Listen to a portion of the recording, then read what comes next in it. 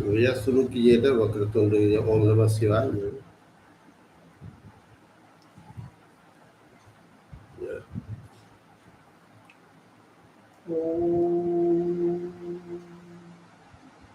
वक्रतुंड महाकाय कोटिसूर्यसमप्रभा निर्विघ्नं कुरु मे देव सर्वकार्येषु सर्वदा सर्वमङ्गलमाङ्गल्ये शिवे सर्वार्थसाधिके शरण्ये त्र्यम्बके गौरी नारायणी नमोस्तुते।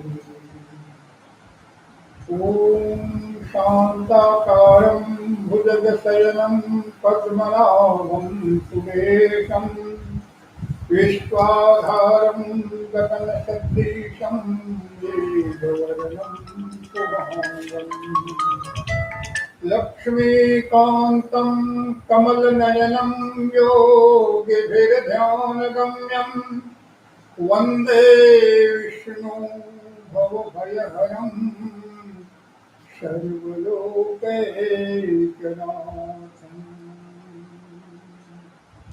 ॐ जयन्ती मंगला काली भद्रकाली कपालिनी दुर्गा क्षमा शिवा धात्री स्वाहा सदा नमोस्तुते।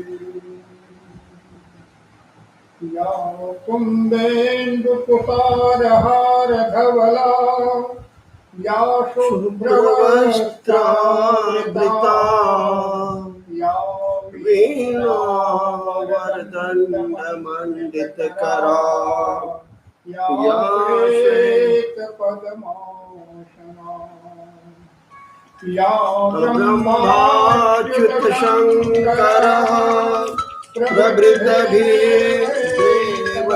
सदा वन्दिता पातु सरस्वती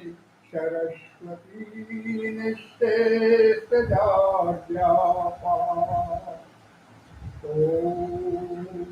ध्यायेत् नित्यं महेशं रजतगिरिनिभं चारुचन्द्रावतंसं रत्नाकल्पोक्तज्वालाङ्गम् परसुमृगवराभीतिहस्तं प्रसन्नं पद्माशनं शमन्तात्तजस्तुतम् अमरगणैर्व्याघ्रकृतिं वषाणं विश्ववाद्यं विश्वबीजं निखिलभयहरं पञ्चवक्त्रं त्रिनेत्रम्।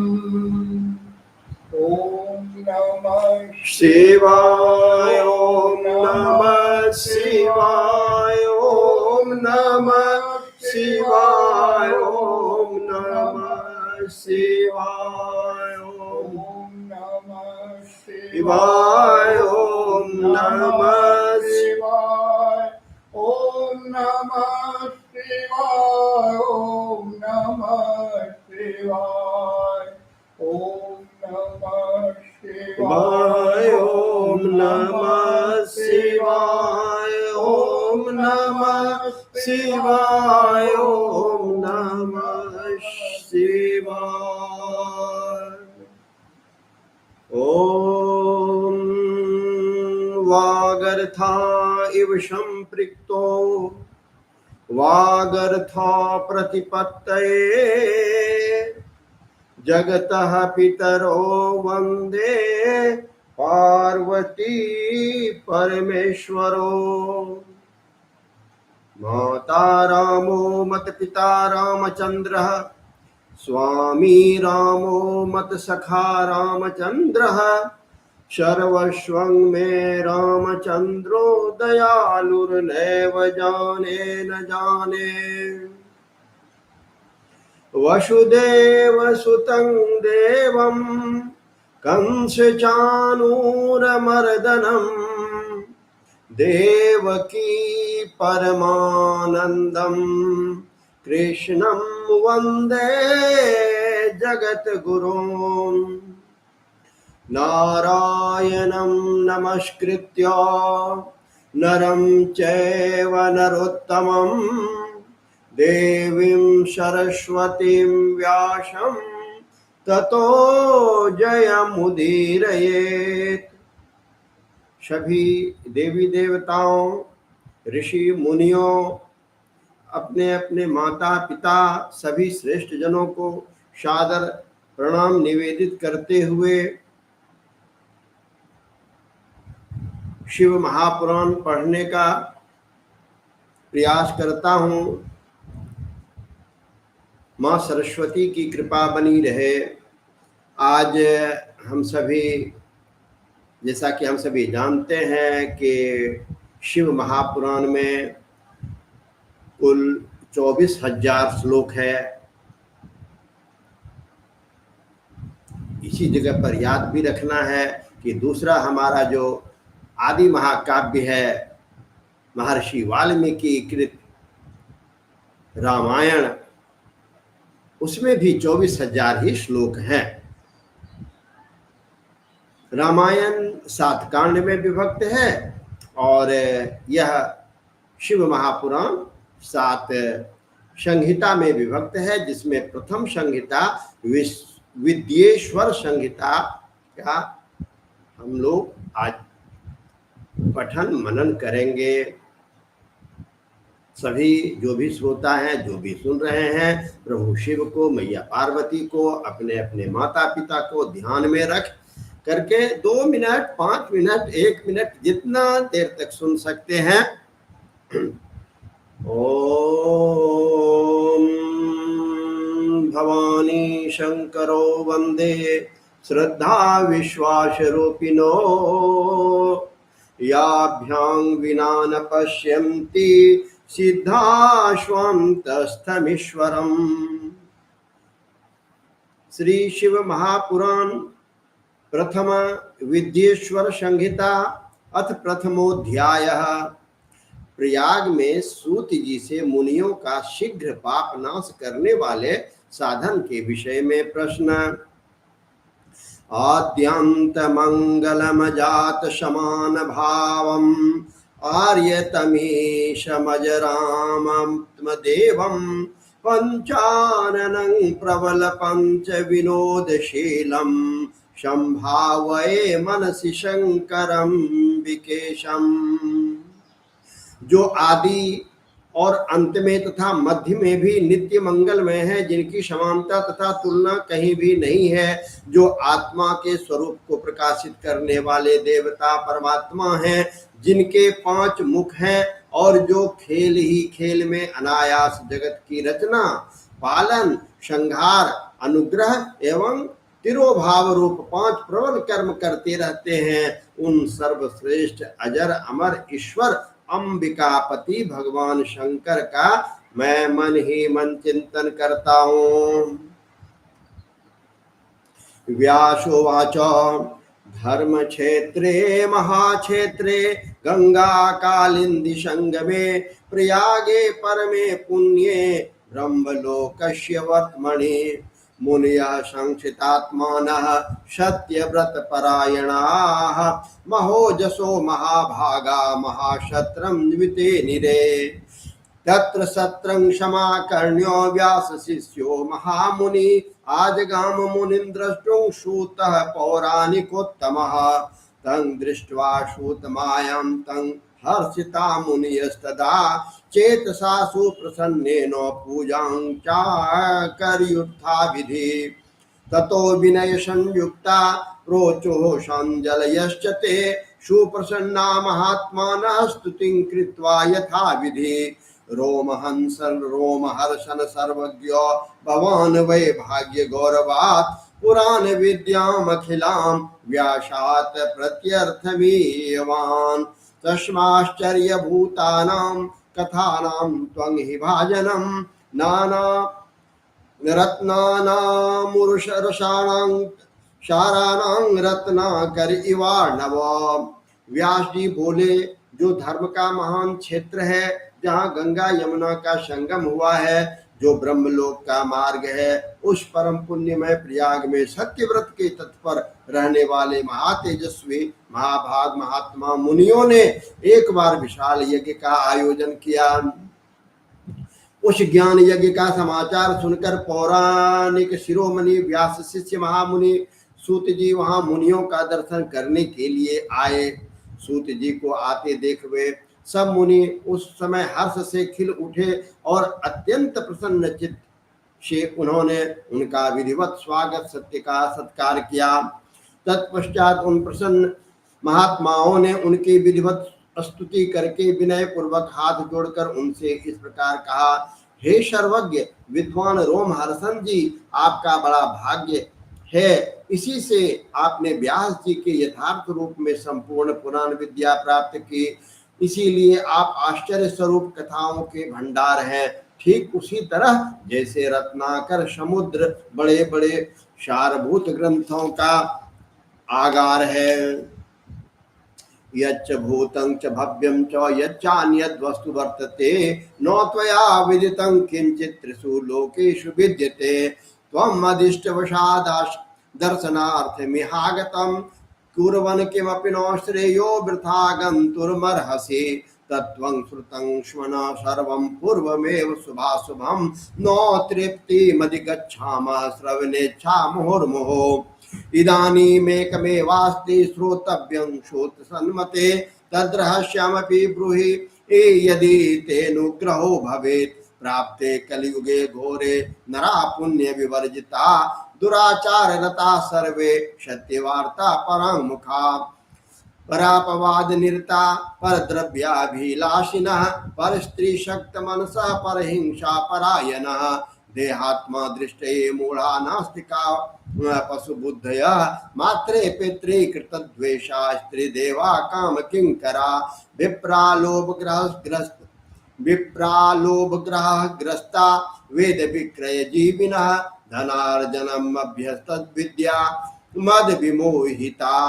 त्यक्त स्वजाति कर्माणः प्रायशः परवंचका त्रिकाल संध्याहीना ब्रह्म बोध विवर्जिता। आदया पंडितम मान्या स्वाचार व्रत लोपका कृष्योद्यमानता क्रूर स्वभावा मलिनाशया। क्षत्रियाश्च तथा सर्वे स्वधर्म त्यागशीलिनः औषत संगा पापरता व्यभिचार परायणा। असुरा अरण प्रीता पलायन परायणा कुचौर वृत्तयः शूद्रा काम किंकर चेतसः। तीनों लोकों में भूत वर्तमान और भविष्य की जो बात है तथा अन्य भी जो वस्तु है वह आपसे अज्ञात नहीं है। आप हमारे सौभाग्य से इस यज्ञ का दर्शन करने के लिए यहाँ आ गए हैं और इसी व्याज से हमारा आज कल्याण करने वाले हैं, क्योंकि आपका आगमन निरर्थक नहीं हो सकता। हमने पहले भी आपसे शुभाशुभ तत्व का पूरा वर्णन सुना है, किंतु उससे तृप्ति नहीं होती, हमें उसे सुनने की बार बार इच्छा होती है। उत्तम बुद्धि वाले हे सूत जी, इस समय हमें एक ही बात सुननी है। यदि आपका अनुग्रह हो तो गोपनीय होने पर भी आप उस विषय का वर्णन करें। घोर कलयुग में आने पर मनुष्य पुण्य कर्म से दूर रहेंगे, दुराचार में फंस जाएंगे, सबके सब सत्य भाषण से विमुख हो जाएंगे, दूसरों की निंदा में तत्पर होंगे, पराये धन को हड़प लेने की इच्छा करेंगे, उनका मन पराई स्त्रियों में आसक्त होगा तथा वे दूसरे प्राणियों की हिंसा क्या करेंगे।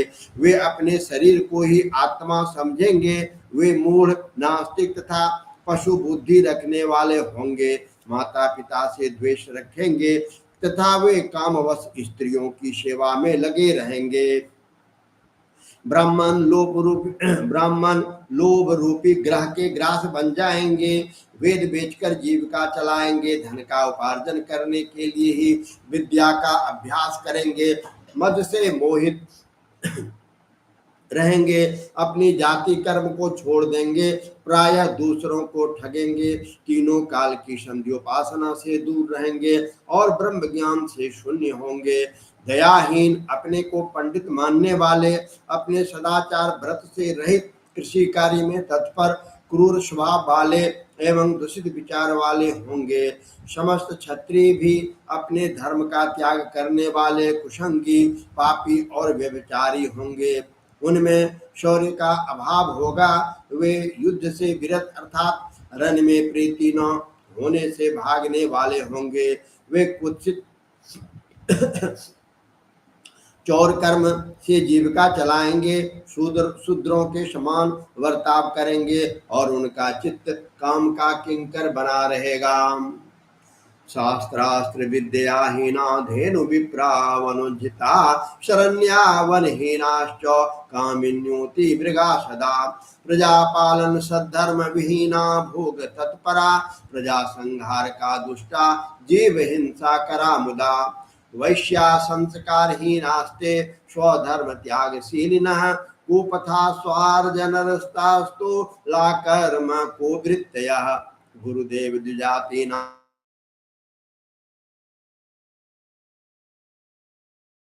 बद्ध मुष्टो शुरता मालिनाशया मोह विचितेष्का पूर्तादेशो वृक्षोज्जिता तद्वक्षुद्राच ये कश्चित् ब्राह्मणाचार तत्परा उज्ज्वला कृत को मूढ़ा स्वधर्म त्याग साशीलिना कर्तारस्तपसां भूयो द्विजतो जोपहार का शिष्वल्प मृत्युकारश्च मंत्रोच्चारण परायणा सालग्राम आदिहीन दीनां पूजका होम तत्परा प्रतिकूल विचाराश्च कुटिला द्विज दूषका धन्वंत कुकमा कुकर्माणो विद्यावंतो विवादिनः आख्यानोपसना धर्म वक्तारो धर्म लोपका स्वभूपा कितभूतंभा सुदातारो महामदा विप्रादीन सेवकान मत्वा मन्यमाना निजं प्रभुं स्वधर्म रहिता मूढ़ा शंकरा क्रूर बुद्धया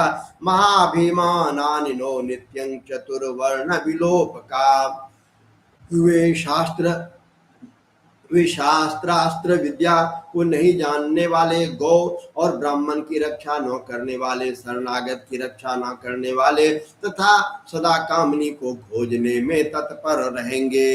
वैश्य संस्कार भ्रष्ट, स्वधर्म त्यागी, उपमार्गी, धनोपार्जन परायण तथा नापतोल में अपनी कुत्सित वृत्ति का परिचय देने वाले होंगे।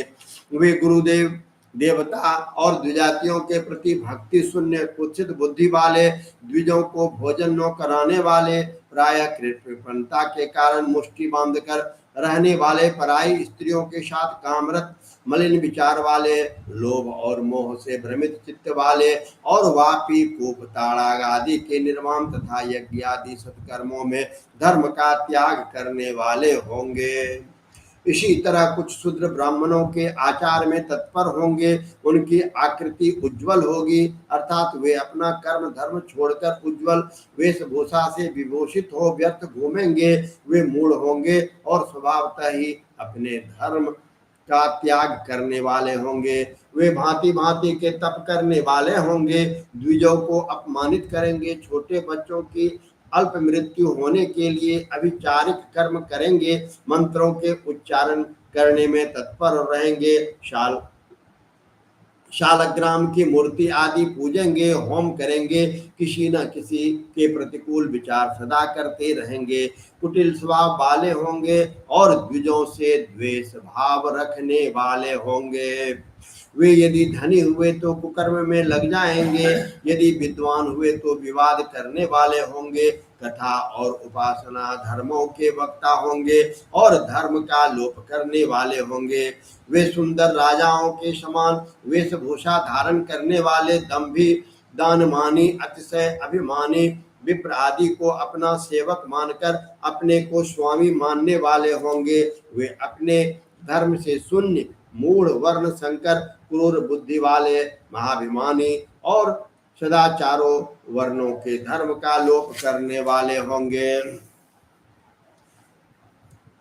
सुकुलीनान्विजान् मत्वा चतुर्वर्णे विवर्तना सर्ववर्ण भ्रष्ट करा मूढ़ा सत्कर्मकारिण स्त्रियश्च प्रियासो भ्रष्टा भर्तृज्ञान कारिका श्वशुर द्रोह कारिण्यो निर्भया मलिना सया कुहाव भाव निरता कुशीला स्वर विह्वला जार संगरता नित्यं स्वभावा में विमुखास्तथा तनया मातृपितृश्च भक्तिहीना दुराशया अविद्या पाठका नित्यं रोग ग्रसित देह का एतेषां नष्ट बुद्धिनां स्वधर्म त्यागशीलिनां परलोके पीह लोके कथं शूत गतिर्भवेत् इति चिंताकुलं चित्तं जायते सत्तं हिनः परोपकार सदृशो नास्ति धर्मो परः खलु लघुपायेन येनेषां भवेत् सद्यो गणाशनं सर्वसिद्धान्त वित्वं हि कृपया तद्वदाधुना व्यासवाच इत्याकर्णवचस्तेषां मुनीनां भावितात्मनां मनसा शंकरं स्मृत्वा सूतः प्रोवाच तान् मुनीन्। वे अपने को श्रेष्ठ कुल वाला मानकर चारों वर्णों से विपरीत व्यवहार करने वाले, सभी वर्णों को भ्रष्ट करने वाले, मूढ़ और अनुचित रूप से सत्कर्म करने में तत्पर होंगे। कलयुग की स्त्रियां प्रायः सदाचार से भ्रष्ट होंगी, पतित का अपमान करने वाली होंगे, सास ससुर से द्रोह करेंगी, किसी से भय नहीं करेंगे और मलिन भोजन करेंगे। वे कुत्सित हाव भाव में तत्पर होंगी, उनका शील स्वभाव बहुत ही बुरा होगा। वे काम विह्वल, पर पति से रति करने वाले और अपने पति की सेवा से सदा विमुख रहेंगे। संतान माता पिता के प्रति श्रद्धा रहित, दुष्ट स्वभाव वाले, असत विद्या पढ़ने वाले और सदा रोगग्रस्त शरीर वाले होंगे। हे सुतु जी, इस तरह जिनकी बुद्धि नष्ट हो गई है और जिनके अपने धर्म का त्याग कर दिया है, ऐसे लोगों को इहलोक और परलोक में उत्तम गति कैसे प्राप्त होगी। इसी चिंता में हमारा मन सदा व्याकुल रहता है। परोपकार के समान दूसरा कोई धर्म नहीं, अतः जिस छोटे उपाय से इस सब के पापों का तत्काल नाश हो जाए, इसे इस समय कृपा पूर्वक समझाइए, क्योंकि आप समस्त सिद्धांतों के ज्ञाता हैं। व्यास जी बोले, उन भावित आत्मा मुनियों की यह बात सुनकर सूत जी मन ही मन भगवान शंकर का स्मरण करके उन मुनियों से इस प्रकार कहने लगे।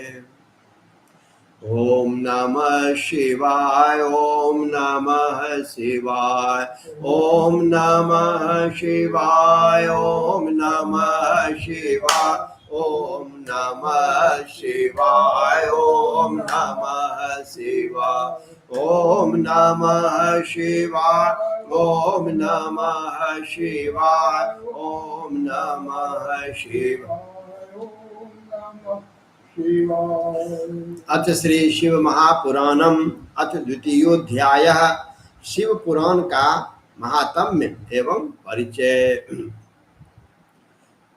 सूतुवाच साधु पृष्ठं साधवो वस्त्रोलोक्य हितकारकं गुरुं स्मृत्वा भवे स्नेहाद्व्यक्षे तच्छृणुतारनाथ।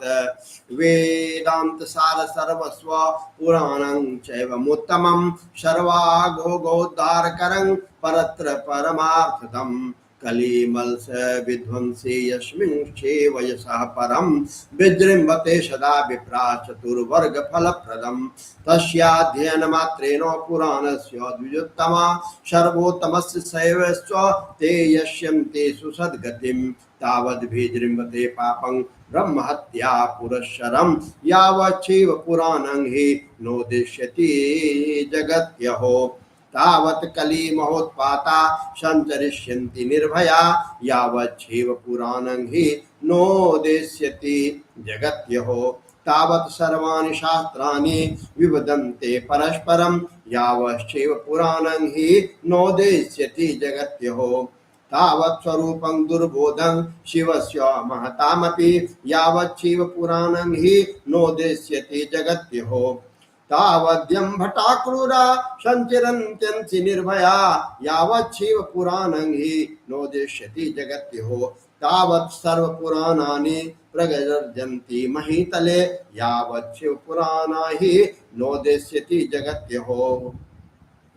सूत जी बोले, हे साधु महात्माओं, आप सबने तीनों लोकों का हित करने वाली अच्छी बात पूछी है। मैं इस गुरुदेव व्यास जी का स्मरण करके आप लोगों के स्नेहवश इस विषय का वर्णन करूंगा।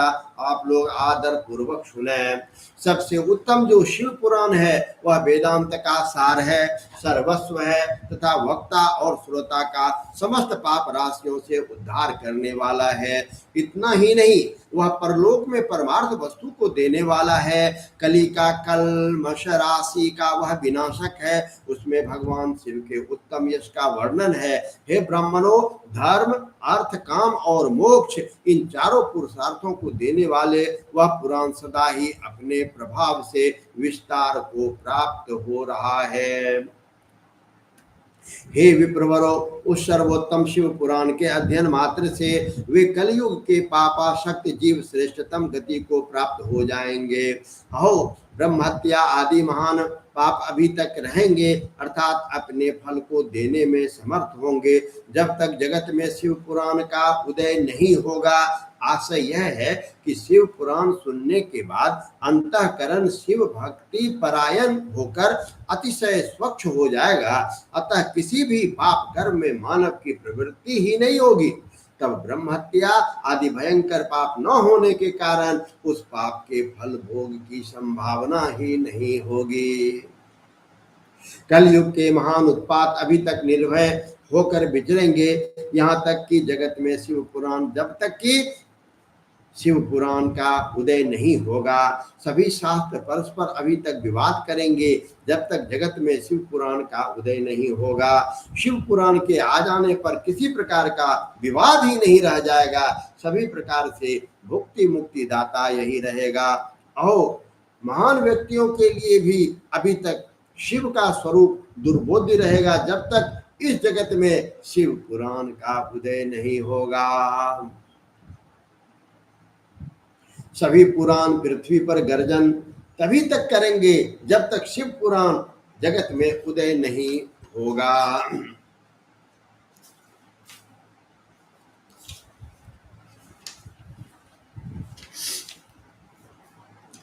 तावत् सर्वाणि तीर्थानि विवदन्ते महीतले यावत् शिव पुराणं हि नोदेष्यति जगत्योः। तावत् सर्वे मुदा मंत्रा विवदन्ते महीतले यावत् शिव पुराणं हि नोदेष्यति महीतले। तावत् सर्वाणि क्षेत्राणि विवदन्ते महीतले यावत् शिव पुराणं हि नोदेष्यति महीतले। तावत् सर्वाणि पीठानि विवदन्ते महीतले यावत् शिव पुराणं हि नोदेष्यति महीतले। तावत् सर्वाणि दानानि विवदन्ते महीतले यावत् शिव पुराणं हि नोदेष्यति महीतले। तावत् सर्वे च ते देवा विवदन्ते महीतले यावत् शिव पुराणं हि नोदेष्यति महीतले। तावत् सर्वे च सिद्धान्ता विवदन्ते महीतले यावत् शिव पुराणं हि नोदेष्यति महीतले। अस्य शैव पुराणस्य कीर्तन श्रवणाद्विजा फलं भक्तुं न शक्नोमि कार्तर्येण मुनि सप्तमा। तथापि तस्य महात्म्यं वक्ष्ये किंचितो वो नघा चित्तमाभातु शृणुतो व्यासेनोक्तं पुरा मम। एतत् शिव पुराणं हि श्लोकं श्लोकार्धमेव च यः पठेत् भक्ति संयुक्ता पापान् मुच्यते क्षणात्। एतत् शिव पुराणं हि यः प्रत्यहमतिन्द्रितः यथाशक्ति पठेत् भक्त्या स जीवन मुक्त उच्यते। एतत् शिव पुराणं हि यो भक्त्या रचयते सदा दिने दिने अश्वमेधस्य फलं प्राप्नोति संशयम्। इस पृथ्वी पर तीर्थों का विवाद तभी तक रहेगा जब तक जगत में शिव पुराण का उदय नहीं होगा। आशय यह है कि मुक्ति प्राप्त्यर्थ एवं पाप के नाश के लिए मानव विभिन्न तीर्थों का सेवन करेंगे, किंतु शिव पुराण के आने के बाद सभी लोग सभी पापों के नाश के लिए शिव पुराण का ही सेवन करेंगे। सभी मंत्र पृथ्वी पर तभी तक आनंद पूर्वक विवाद करेंगे जब तक पृथ्वी पर शिव पुराण का उदय नहीं होगा। सभी क्षेत्र तभी तक पृथ्वी पर विवाद करेंगे जब तक पृथ्वी पर शिव पुराण का उदय नहीं होगा। सभी पीठ तभी तक पृथ्वी पर विवाद करेंगे जब तक पृथ्वी पर शिव पुराण का उदय नहीं होगा। सभी दान पृथ्वी पर तभी तक विवाद करेंगे जब तक शिव पुराण का उदय नहीं होगा। सभी देवगण तभी तक पृथ्वी पर विवाद करेंगे जब तक शिव पुराण का उदय नहीं होगा। सभी सिद्धांत तभी तक पृथ्वी पर विवाद करेंगे जब तक शिव पुराण का पृथ्वी पर उदय नहीं होगा। हे विप्रो, हे श्रेष्ठ मुनिगण, इस शिव पुराण के कीर्तन करने और सुनने से जो जो फल होते हैं उन फलों को मैं संपूर्ण रूप से आप सबों को कहता हूँ, अर्थात शब्दों के द्वारा इसके लिए सभी फलों को नहीं कहा जा सकता। हे निष्पाप मुनिगण, तथापि शिव पुराण का कुछ महात्म्य आप लोगों से कहता हूँ जो व्यास जी ने पहले मुझसे कहा था। आप लोग चित्त लगाकर ध्यान पूर्वक सुने। जो भक्ति पूर्वक इस शिव पुराण का एक श्लोक, एक भी नहीं आधा श्लोक भी जो पढ़ता है वह उसी क्षण पाप से छुटकारा पा जाता है। जो आलस्य रहित होकर प्रतिदिन भक्ति पूर्वक इस शिव पुराण का यथाशक्ति पाठ करता है वह जीवन मुक्त कहा जाता है। जो इस शिव पुराण की सदा पूजा करता है वह निसंदेह प्रतिदिन अश्वमेध यज्ञ का फल प्राप्त करता है। एतत् शिव पुराणं यः साधारण पदेच्छया अन्यतः शृणुयात् सोऽपि मत्तो मुच्येत पातकात्। एतत् शिव पुराणं यो नमस्कुर्यात् दूरतः सर्वदेवार्चन फलं स प्राप्नोति न संशयः। एतत् शिव पुराणं वै लिखित्वा पुस्तकं स्वयं यो दद्यात् भक्तेभ्यः तस्य पुण्यफलं शृणु।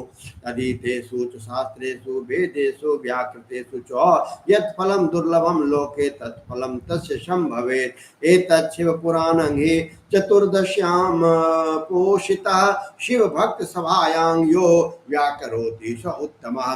प्रत्यक्षरं तु गायत्री पुरश्चर्या फलं लभेत्। ये भुक्त्वाखिलान् कामानन्ते निर्वाणतं व्रजेत्। उपोषित चतुर्दश्यां रात्रो जागरणान्वितः यः पठेत् शृणुयाद्व्यापि तस्य पुण्यं वदाम्यहम्। कुरुक्षेत्रादि निखिल पुण्य तीर्थेष्वनेकशः आत्मतुल्य धनं सूर्यग्रहणे सर्वतोमुखे विप्रेभ्यो व्यासमुख्येभ्यो दत्त्वा यत् फलमश्नुते तत्फलं संभवेत् तस्य सत्यं सत्यं न संशयः। एतत् शिव पुराणं हि गायते यो व्यर्निशं यज्ञं तस्य परीक्षेत देवा इंद्र पुरोगमा।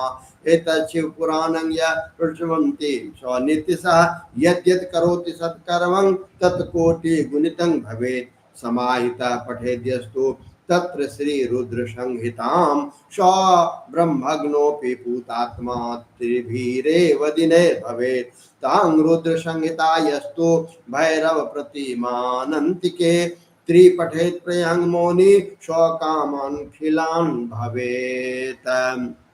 जो व्यक्ति साधारण पद की प्राप्ति के इच्छा से इस शिव पुराण को मुझसे अथवा अन्य किसी से सुनता है वह भी पातकों से मुक्त हो जाता है। जो इस शिव पुराण को समीप से प्रणाम करता है वह सभी देवों की पूजा का फल प्राप्त करता है, इसमें संशय नहीं। जो इस शिव पुराण को स्वयं लिखकर शिव भक्तों को दान करता है उसके पुण्य फल को सुने। शास्त्रों का अध्ययन करने और वेदों का पाठ करने से जो दुर्लभ फल प्राप्त होता है वह फल उसको प्राप्त होता है। जो चतुर्दशी तिथि के दिन उपवास करके इस शिव पुराण का शिव भक्तों के समाज में पाठ करता है वह श्रेष्ठ पुरुष है। वह व्यक्ति शिव पुराण के प्रत्येक अक्षर की संख्या के अनुरूप गायत्री के पुरस्चरण का फल प्राप्त करता है और इस लोक में भी सभी अभिष्ट सुखों के भोग करके अंत में मोक्ष प्राप्त करता है। जो चतुर्दशी की रात में उपवास पूर्वक जागरण करके शिव पुराण का पाठ करता है या इसे सुनता है, उसका पुण्य फल मैं कहता हूँ। कुरुक्षेत्र आदि तीर्थों में पूर्ण सूर्य ग्रहण अपनी शक्ति के अनुसार विप्रों को, मुख्य कथा वाचकों को धन देने से जो फल प्राप्त होता है, वही फल उस व्यक्ति को प्राप्त होता है। यह सत्य है और इसमें संदेह नहीं है। जो व्यक्ति इस शिव पुराण का दिन रात गान करता है, इंद्र आदि देवगण उसकी आज्ञा की प्रतीक्षा करते रहते हैं। इस शिव पुराण का पाठ करने वाले और सुनने वाले व्यक्ति जो श्रेष्ठ कर्म करता है, वह कोटि गुना हो जाता है, अर्थात कोटि गुना फल देता है। जो भली भांति ध्यान पूर्वक उसमें भी श्री रुद्र संहिता का पाठ करता है, वह यदि ब्रह्मघाती भी हो तो 3 दिनों में पवित्र आत्मा हो जाता है। जो भैरव की मूर्ति के पास बैठकर मौन धारण कर श्री रुद्र संहिता का प्रतिदिन 3 बार पाठ करता है, वह सभी कामनाओं को प्राप्त कर लेता है। तां रुद्र संहितां यस्तु संपठेत बटविल्वयो प्रदक्षिणां प्रकुर्वाणो ब्रह्महत्या निवर्तिते। कैलास संहिता तत्र ततोपि परमा स्मृता ब्रह्म स्वरूपिणी साक्षात् प्रणवार्थं प्रवासिका। कैलास संहितायास्तु महात्म्यं वेत्ति शंकरः कृतस्नं तदर्थ व्यासश्च तदर्थं वेदम्यहं द्विजा। तत्र किंचित प्रविच्छामि कृतस्नं वक्तुं न शक्यते यन्त्यत्वा तत्क्षणान् लोकां चित्तशुद्धिमवाप्नुयात्। न नाशयति यत् पापं सारोद्री संहिता द्विजा तन्न पश्याम्यहं लोके मार्गमाणोऽपि सर्वदा। शिवेनोपस्थिता संधूमन्नोत्पादितं मुदा कुमारायार्पितां तां से सुधां पीत्वामरो भवेत्। ब्रह्महत्यादि पापानां निष्कृतिं कर्तुमुद्यतः मासमात्रं संहितां पठित्वा मुच्यते ततः। दुष्प्रतिग्रह दुर्भोज्य दुरालापादि संभवं पापं सकृत कीर्तनेन संहिता स विनाशयेत्। शिवालये बिल्ववने संहितां पठेत्तु यः तत्फलमाप्नोति तद्वाचोऽपि न गोचरे। संहितां पठन् भक्त्या यः श्रद्धे भोजयेद्विजान् संहितां पठन् भक्त्या यः श्राद्धे भोजयेद्विजान् तस्य ये पितरः सर्वे यन्ति शम्भो परं पदम्। चतुर्दश्यां निराहारो यः पठेत् संहितां च तां बिल्वमूले शिवः साक्षात् स देवेश्च प्रपूज्यते। अप्यन्याः संहितास्तत्र सर्वकामफलप्रदा उभे विशिष्टे विज्ञेये लीला विज्ञानपूरिते। जो व्यक्ति वट और बिल्व वृक्ष की प्रदक्षिणा करते हुए उस रुद्र संहिता का पाठ करता है, वह ब्रह्म हत्या के दोष से भी छुटकारा पा लेता है। प्रणव के अर्थ को प्रकाशित करने वाली ब्रह्म स्वरूपिणी साक्षात कैलाश संहिता रुद्र संहिता से भी श्रेष्ठ कही गई है। हे द्विजो, कैलाश संहिता का संपूर्ण महात्म्य तो शंकर जी ही जानते हैं, उससे आधा महात्म्य व्यास जी जानते हैं और उसका भी आधा मैं जानता हूँ। उसके संपूर्ण महात्म्य का वर्णन तो न मैं ही कर सकता हूँ, कुछ ही अंश करूंगा, जिसको जानकर उसी क्षण चित्त की शुद्धि प्राप्त हो जाएगी। हे द्विजो, लोक में ढूंढने पर भी मैंने ऐसे किसी पाप को नहीं देखा जिसे वह रुद्र संहिता नष्ट न कर सके। उपनिषद रूपी सागर का मंथन करके शिव ने आनंद पूर्वक इस रुद्र संहिता रूपी अमृत को उत्पन्न किया और कुमार कार्तिकेय को समर्पित किया, जिसे पीकर मानव अमर हो जाता है। ब्रह्म हत्या आदि पापों की निष्कृति करने के लिए तत्पर मनुष्य महीने भर रुद्र संहिता का पाठ करके उन पापों से मुक्त हो जाता है। दुष्प्रतिग्रह दुर्भोज्य दुरालाप से जो पाप होता है, वह इस रौद्र संहिता का एक बार कीर्तन करने से नष्ट हो जाता है। जो व्यक्ति शिवालय में अथवा बेल के वन में इस संहिता का पाठ करता है, वह उससे जो फल प्राप्त करता है उसका वर्णन वाणी से नहीं किया जा सकता।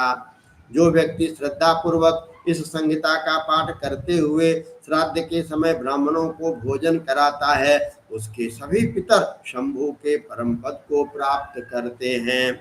चतुर्दशी के दिन निराहार रहकर जो बेल के वृक्ष के नीचे इस संहिता का पाठ करता है, वह साक्षात शिव होकर सभी देवों से पूजित होता है।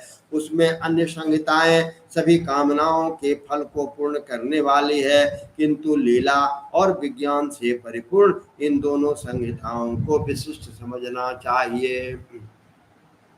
तदिदं शैवमाख्यातं पुराणं वेदसंहितं निर्मितं तच्छिवेनैव प्रथमं ब्रह्मसंहितं विद्येशं च तथा रौद्रं वैनायकमथोमिकं मात्रं रुद्रैकादशकं कैलासं शतरुद्रकं कोटिरुद्रसहस्राद्यं कोटिरुद्रं तथैव च वायवीय धर्मसंज्ञं पुराणमिति भेदतः संहिता द्वादशमिता महापुण्यतरामता तासां संख्यां भुवे विप्रा शृणुतारतोऽखिलं विद्येशं दासहस्रं रुद्रे वैनायकं तथा ओमं मातृपुराणाख्यं प्रत्येकाष्टसहस्रकं त्रयोदशसहस्रं हि रुद्रैकादशकं द्विजा षट्सहस्रं च कैलासं शतरुद्रं तदर्थदम् कोटिरुद्रं त्रिगुणितं देकादशसहस्रकं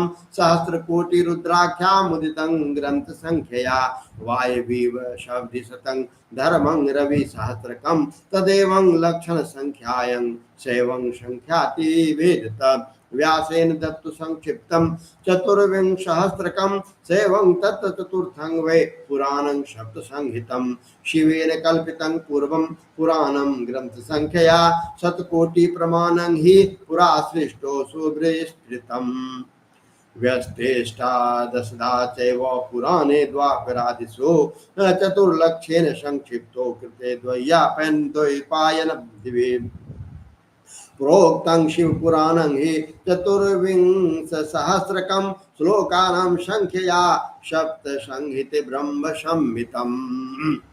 इस शिव पुराण को वेद के तुल्य माना गया है।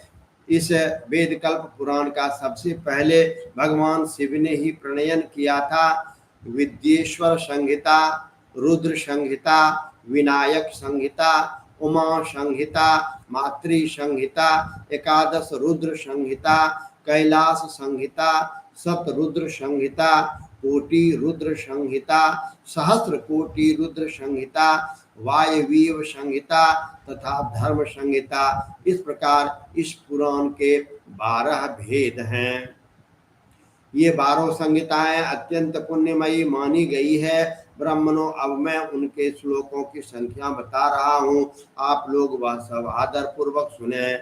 विद्येश्वर संहिता में 10,000 श्लोक है। रुद्र संहिता, विनायक संहिता, उमा संहिता और मातृ संहिता, इनमें प्रत्येक में 8,000 श्लोक है। हे ब्राह्मणों, एकादश रुद्र संहिता में 13,000, कैलाश संहिता में 6,000, रुद्र संहिता में 3,000, कोटि रुद्र संहिता में 9,000, सहस्र कोटि रुद्र संहिता में 11,000, वायवीय संहिता में 4,000 तथा धर्म संहिता में 12,000 श्लोक है। इस प्रकार संख्या के अनुसार मूल शिव पुराण की श्लोक संख्या 1,00,000 है, परंतु व्यास जी ने उसे 24,000 श्लोकों में संक्षिप्त कर दिया है। पुराणों की क्रम संख्या के विचार से इस शिव पुराण का चौथा स्थान है। इसमें 7 संहिताएं हैं। पूर्व काल में भगवान शिव ने श्लोक संख्या की दृष्टि से 100 करोड़ श्लोकों का एक ही पुराण ग्रंथ बनाया था। सृष्टि के आदि में निर्मित हुआ वह पुराण साहित्य अत्यंत विस्तृत था। तत्पश्चात द्वापर आदि युगों में द्वैपायन, व्यास आदि महर्षियों ने जब पुराण का 18 भागों में विभाजन कर दिया, उस समय संपूर्ण पुराणों का संक्षिप्त स्वरूप केवल 4,00,000 श्लोकों का रह गया। श्लोक संख्या के अनुसार यह शिव पुराण 24,000 श्लोकों वाला कहा गया है। यह वेद तुल्य पुराण 7 संहिताओं में विभाजित है। विद्येश्वराख्या तत्राद्या रौद्री श्रेया द्वितीयका, तृतीया सदरुद्राख्या कोटिरुद्रा चतुर्थिका, पंचमी चवमाख्याया, षष्ठी कैलास संज्ञिका, सप्तमी वायवी वाक्या, सप्त एवं संहिता मता, सप्त संहितं दिव्यं पुराणं शिव संज्ञकं, वरीवर्ति ब्रह्मतुल्यं सर्वोपरि गतिप्रदम्। एतत् शिव पुराणं हि सप्त संहितमादरात् परिपूर्णं पठेद्यस्तु स जीवन मुक्तः उच्यते। श्रुति स्मृति पुराणेति हासागमशा शतानि च एतत् शिव पुराणस्य नार्हत्यल्पं कलामपि, सैवं पुराणममलं शिव कीर्तिदं तत् व्यासेन सैव परमनेन च संगृहीतं, संक्षेपतः सकल जीव गुणोपसारं, तापत्रयद्यणमतुलं शिवदंशतांहिं। विकेतवो धर्म इह प्रगीतो वेदांत विज्ञानमय प्रधानः, आमत्सरांतरबुध वेद्य वस्तु सत्कृत लप्त मंत्रोद त्रिवर्गयुक्तं, शैवं पुराण तिलकं खलु सत्पुराणं, वेदांत वेद विलसत् सत्पूर्ण गीतं, यो वै पठेत् शृणुयात् परमादरेण, शंभु प्रिय सो हि लभेत परमं गतिवे। इसकी पहली संहिता का नाम विद्येश्वर संहिता, दूसरी रुद्र संहिता समीचना चाहिए, तीसरी संहिता का नाम सतरुद्र संहिता और चौथी का नाम कोटि रुद्र संहिता, पांचवी का नाम उमा संहिता, छठी का नाम कैलाश संहिता और सातवीं का नाम वायवीय संहिता है। इस प्रकार ये 7 संहिताएं मानी गई है। इन 7 संहिताओं से युक्त दिव्य शिव पुराण वेद के तुल्य प्रामाणिक तथा सर्व से उत्कृष्ट गति प्रदान करने वाला है। 7 संहिताओं से समन्वित इस संपूर्ण शिव पुराण को जो आद्योपांत आदर पूर्वक पढ़ता है वह जीवन मुक्त कहा जाता है। वेद स्मृति पुराण इतिहास तथा सैकड़ों आगम इस शिव पुराण के अल्प कला के समान भी नहीं है। यह निर्मल शिव पुराण भगवान शिव के द्वारा ही प्रतिपादित है। शैव शिरोमणि भगवान व्यास ने इसे संक्षेप कर संकलित किया है। यह समस्त जीव समुदाय के लिए उपकारक, त्रिविध तापों का नाशक, तुलना रहित एवं सत्पुरुषों को कल्याण प्रदान करने वाला है। इसमें वेदांत विज्ञानमय प्रधान तथा निष्कपट धर्म का प्रतिपादन किया गया है। यह पुराण ईर्ष्या रहित अंतःकरण वाले विद्वानों के लिए जानने की वस्तु है। इसमें श्रेष्ठ मंत्र समूहों का संकलन है और यह धर्म अर्थ और काम से समन्वित है, अर्थात इस त्रिवर्ग की प्राप्ति के साधन का मैं भी इसमें वर्णन है। यह उत्तम शिव पुराण समस्त पुराणों में श्रेष्ठ है। वेद वेदांत में वेद रूप से विलसित परम वस्तु परमात्मा का इसमें गान किया गया है। जो बड़े आदर से इसे पढ़ता है सुनता है वह भगवान शिव का प्रिय होकर परम गति को प्राप्त करता है। ओम नमः शिवाय, ओम नमः शिवाय, ओम नमः शिवाय, ओम नमः शिवाय, ओम नमः शिवाय, ओम नमः शिवाय, ओम नमः शिवाय, ओम नमः शिवाय, ओम नमः शिवाय, ओम नमः शिवाय, ओम नमः।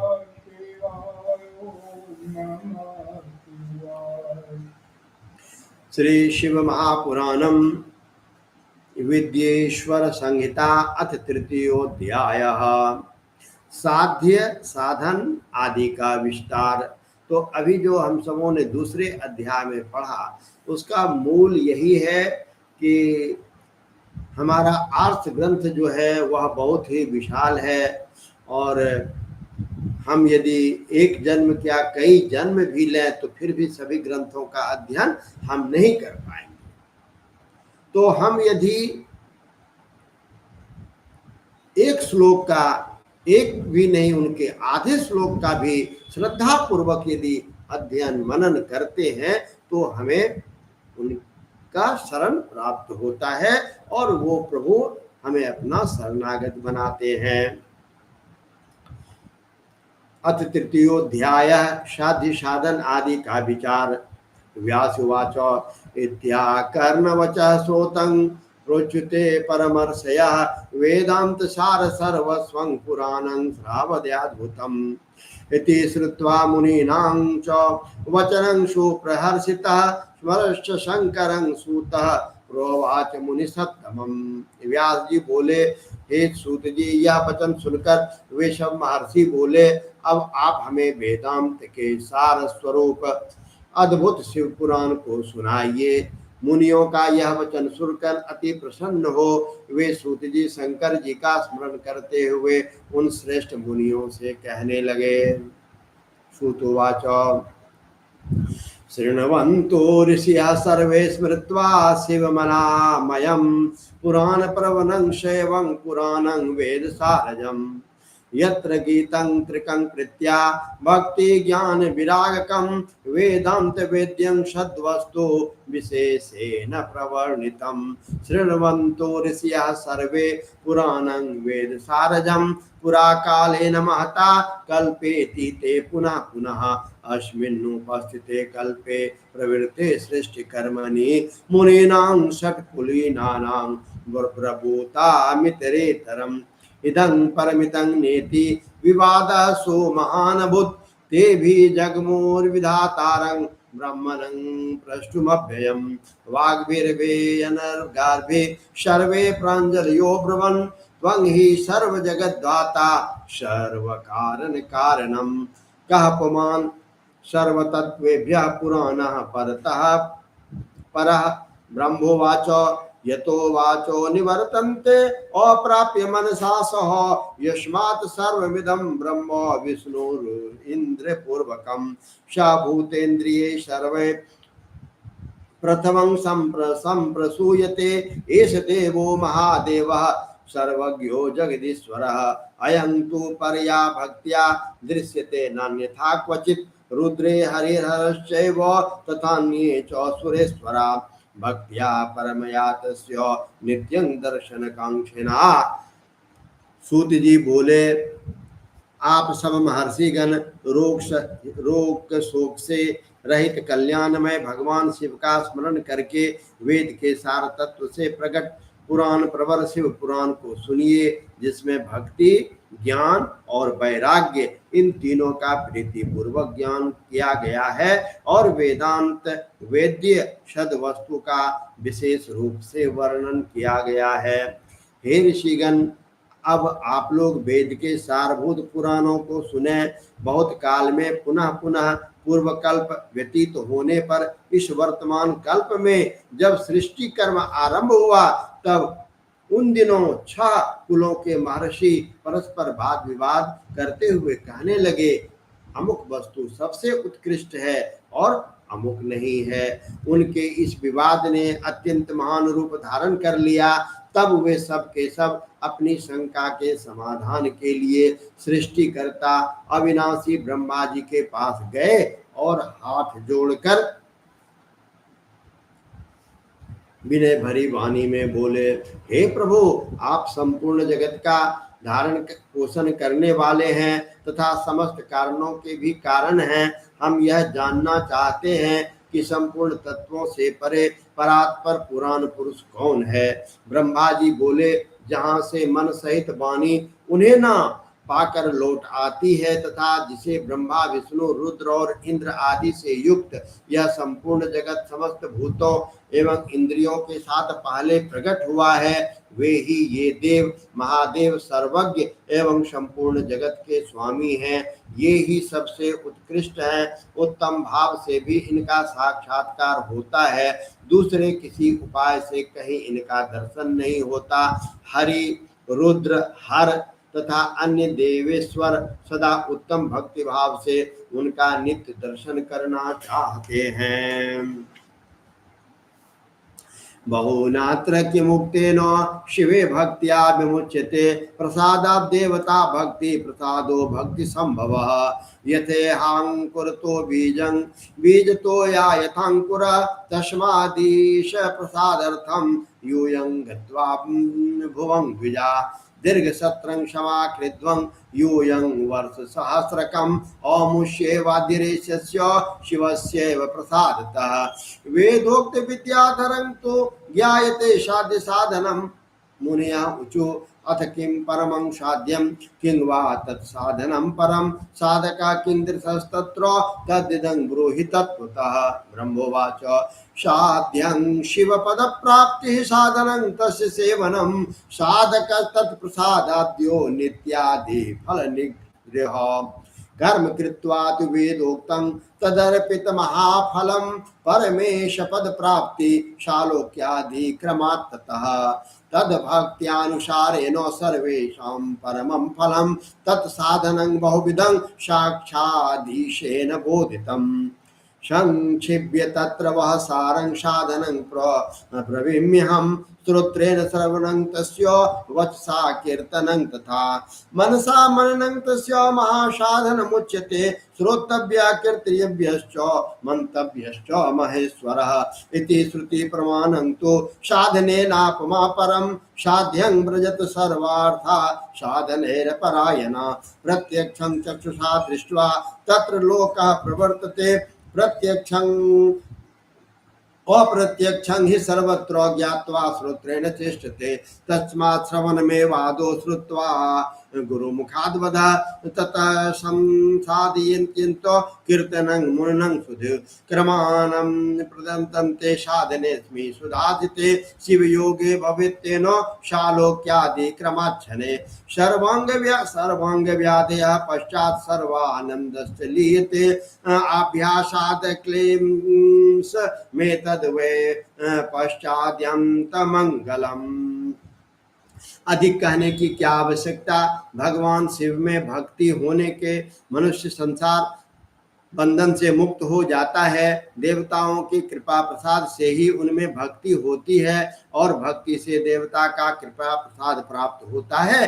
ठीक उसी तरह जैसे अंकुर से बीज और बीज से अंकुर उत्पन्न होता है। इसलिए हे द्विजो, आप लोग भगवान शंकर का कृपा प्रसाद प्राप्त करने के लिए भूतल पर जाकर वहां सहस्त्र वर्षों तक चलने वाले एक विशाल यज्ञ का आयोजन करें। इन यज्ञपति भगवान शिव की ही कृपा से वेदोक्त विद्या के सारभूत साध्य साधन का ज्ञात होता है। मुनिगण बोले, हे भगवान, परम साध्य क्या है, उसका परम साधन क्या है, उसका साधक कैसा होता है, ये सभी बातें यथार्थ रूप से व्यक्त करें। ब्रह्मा जी बोले, शिव पद की प्राप्ति ही साध्य है, उनकी सेवा ही साधन है और उनके प्रसाद से जो नित्य नैमित्तिक आदि फलों की ओर से निष्क्रिय होता है वही साधक है।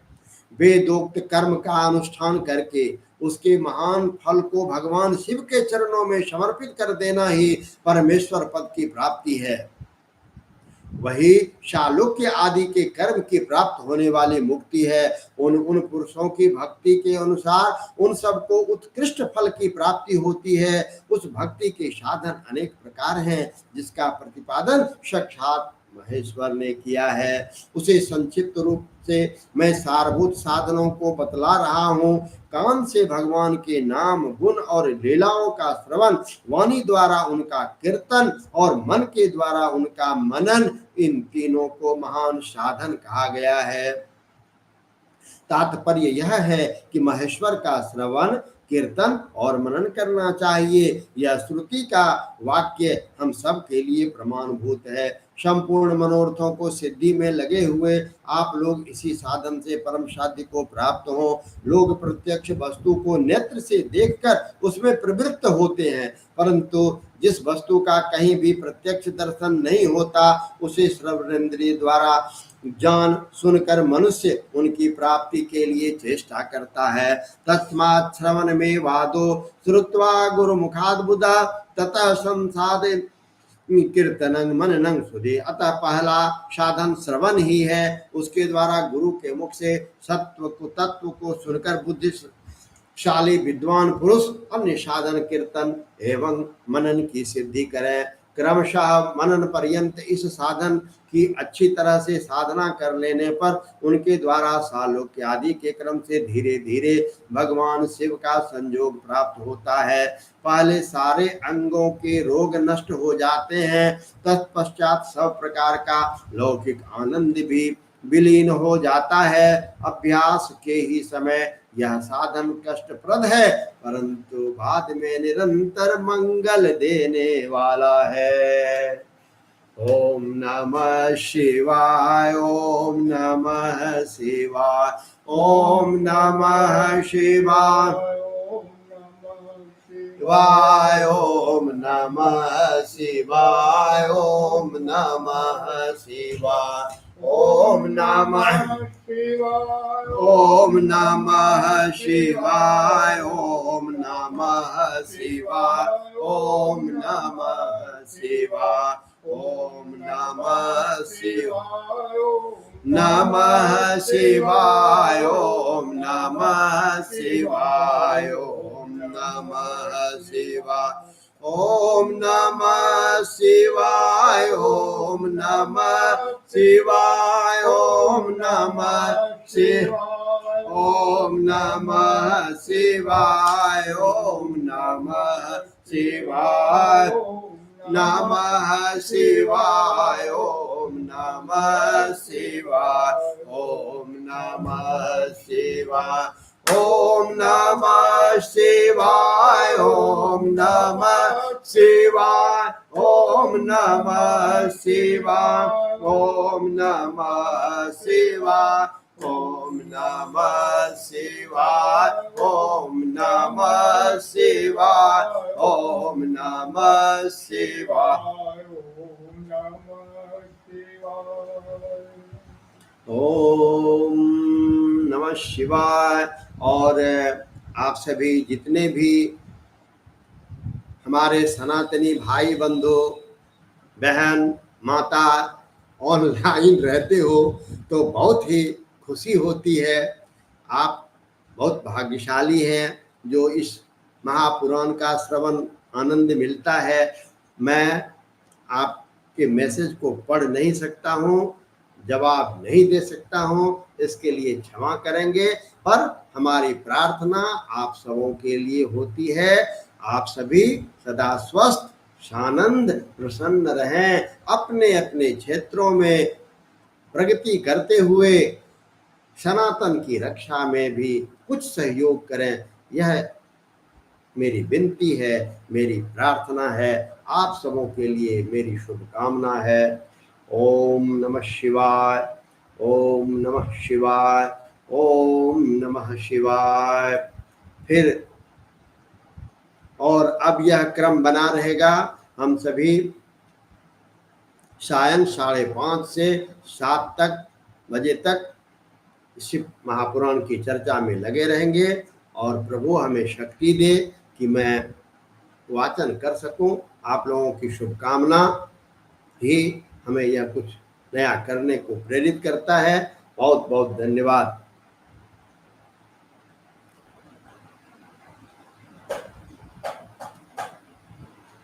जय श्री